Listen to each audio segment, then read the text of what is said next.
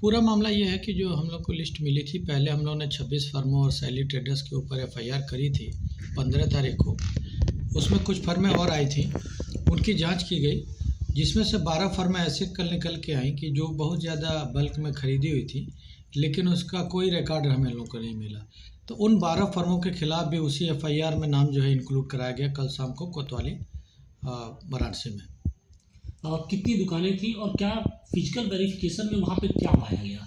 Physical verification में जिन पे हमने एफआईआर किया, ये फर्में जो 12 थीं ये बंद पाई गई। इनको एक नोटिस भी भेजा गया था कि आप 3 दिन में हमें cell purchase record, e-way bill और बैंक स्टेटमेंट की डिटेल दें, लेकिन ना तो कोई देने आया, ना तो कोई बाई पोस्ट हमें प्राप्त हुआ। तो इससे हमें प्रतीत हुआ संदिग्ध कि ये लग रहा है कि ये बल्क में कहीं ट्रांसफ़र किए हैं और प्रॉपरली सेल रिकॉर्ड नहीं रखे हैं, इसलिए इनके खिलाफ भी तहरीर दी गई, जिससे कि इन्वेस्टिगेशन जो है पुलिस कर सके और पता लगा सके कि ये कप सिरप किधर गई है।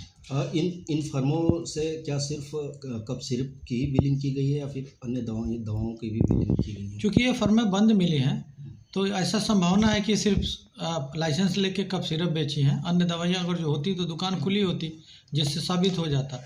तो ये संभावना है कि सिर्फ कप सिरप ही बेची होंगी।